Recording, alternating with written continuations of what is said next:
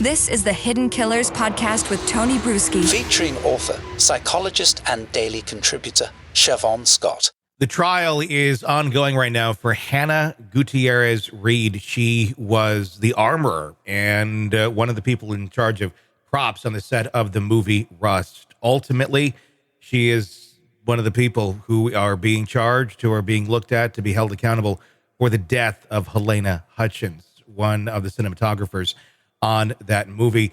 Joining me to discuss the dynamics of this case, Shavaun Scott, psychotherapist and author. Shavaun, this has a lot more depth to it than I was expecting it to, quite honestly, in terms of a lot of moving parts and what I'm garnering out of this, a lot of chaos on the set of that movie. Yeah, it's really shocking, the degree of incompetence and sloppiness that has come out in the evidence. The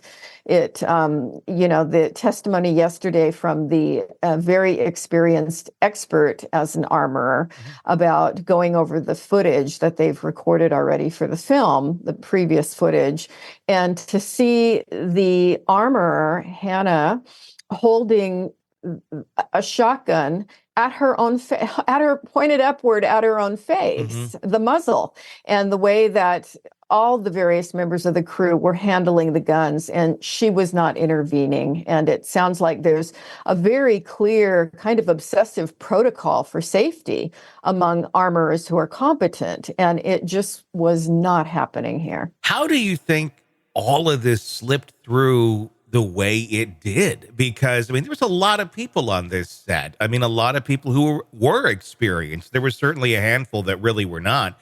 But to have such gross incompetence going on and seemingly nobody speaking up saying, hey, we can't be doing this until someone's dead. I don't know. What is that? Yeah, it's really strange. It's been suggested that the pressure from Alec Baldwin and other producers to hurry up, and to save money, and this was a relatively lower budget film, that may have had an impact on it.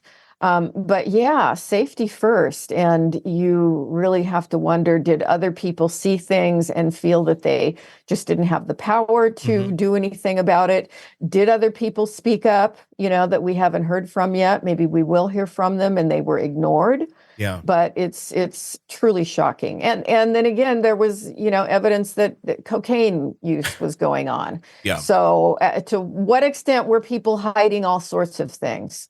There seemed to be a lot that was going on here that was not up to par. Is this kind of an example of maybe of like a group type thing where you maybe have like one big fish on the set, that being Alec Baldwin? And I'm not accusing him of saying to be sloppy or anything like that, but just kind of, here's how we're going to do it. This is how we're going to go. And, nobody wanting to speak up because right. I got this job. I'm here on the set with Alec Baldwin and everybody else. I'm not trying to insult anybody. I don't know the rest of the cast. There's a bunch of nobodies. I don't know. But you're kind of like, ooh, and almost a level of, well, these people must know what they're doing and they're going to trust them, including some of the new people, including, the armorer that we're talking about here. Her father was in the business, and then this is one of her very first attempts to kind of take on that sort of job for herself. Yes, everyone does have to start somewhere. But were they starting it with overconfidence, if you will, in their abilities without really truly having the experience? Clearly. And I think a 24-year-old new to the field is definitely got a very big power differential with someone like Alec Baldwin. I'm sure any 24-year-old new to the field would feel hesitant to challenge him or to say, you need to stop firing the gun when we say cut, or we'll take the gun away from you. It's just not the kind of thing that a 24-year-old is going to do. So it was bad judgment. Whoever put her in that position, whoever's responsible for that, this really a lot of gunfire in this movie. Yeah. And I would think that this is an incredibly important position.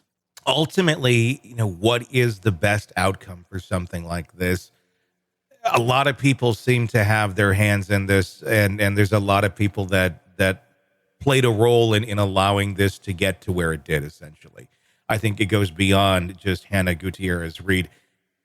Is this something where it's appropriate to send people away to prison for a time? Is this something where, look, everybody has clearly learned their lesson, or is clearly, feeling the grief and will live with this every day for the rest of their life? Was it appropriate to put somebody away for something like this? Or is this something where, the lesson, hopefully is learned going forward for future shoots and such?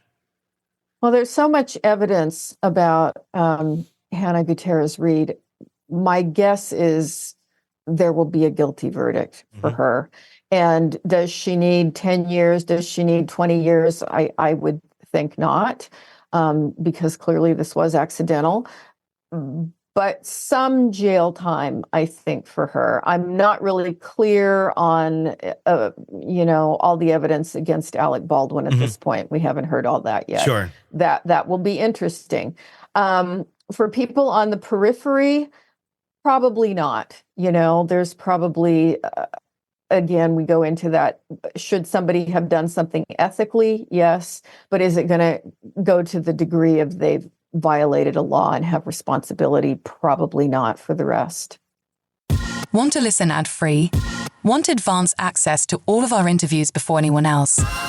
Become a True Crime Today Premium Plus subscriber on Apple Podcasts. You get every episode commercial-free. So you can binge on true crime until you can binge no more. Search True Crime Today Premium Plus on Apple Podcasts now, or go to our podcast page and sign up now. More of the Hidden Killers podcast next.